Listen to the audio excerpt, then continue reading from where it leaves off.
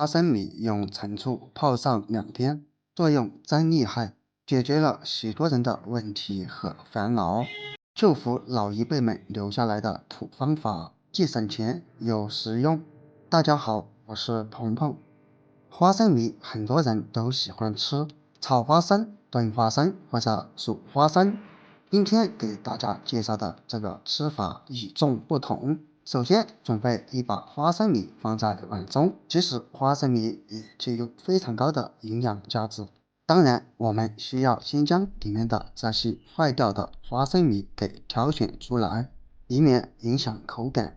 挑好之后，我们再加入一些凉水，然后用力发财的小手把花生米淘洗。花生米表面有很多的灰尘，尤其是我们购买回来的花生米，你摸一下，它摸一下，上面非常的脏。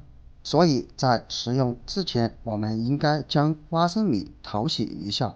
可以看见淘出来的水还是有很多的灰尘，然后把水倒掉。倒完水之后，我们用手把花生米扒拉开，尽量不要让它叠在一起。接下来用吸水纸将花生表面多余的水分给稀释掉，当然用餐巾纸也是可以的，因为餐巾纸也有很强的吸水性。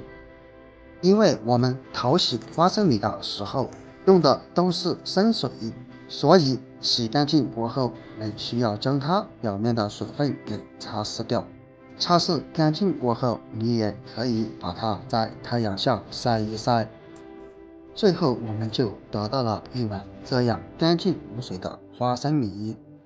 下来在厨房中榨出一瓶这样的老陈醋，当然陈醋也是有讲究的，每一瓶陈醋上面都分为酿造陈醋和酿制陈醋。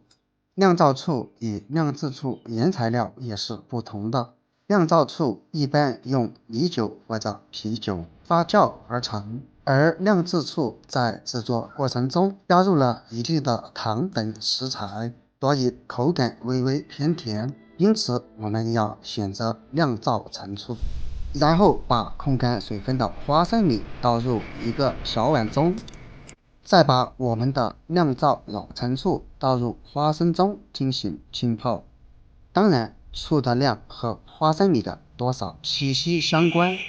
倒好醋之后，再用你家不要钱的筷子来回搅动，让老陈醋和花生米可以更好的融合在一起。如果怕酸的朋友，也可以加入一定的冰糖。亲爱的朋友们，视频都已经看到这里了，制作视频不易。如果你觉得对你有所帮助的话，那么就请用你发财的小手给我点个赞吧。你的每一个点赞都是对我最大的支持与鼓励，谢谢。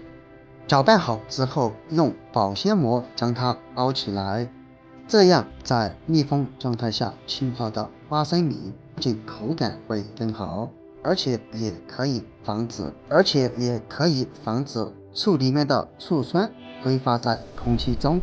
然后我们把保鲜膜牢牢的包紧。包好之后，我们可以将它保存起来浸泡2天左右。当然，现在天气越来越热了，我们可以把它放入冰箱，这样将它冷藏起来，不仅口感会更好，也可以防止导致醋泡花生米变味。冷藏2到3天左右。时间到了之后，咱们打开冰箱，把浸泡好的花生米端出来。经过3天的浸泡，在冷藏状态下，可以看见保鲜膜上已经有很多的水汽了。然后我们揭开保鲜膜，用筷子再次搅拌。经过2、3天的浸泡，可以非常明显的看见花生米已经被泡得发胀，这也就说明花生米已经吸收到了足够的醋汁。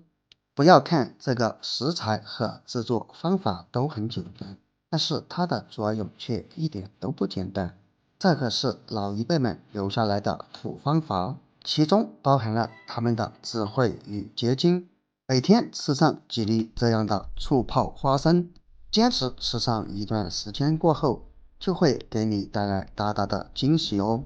当然，把醋泡花生米拿来就着馒头吃，或者吃粥，亦或者吃面条，也是非常不错的选择哟。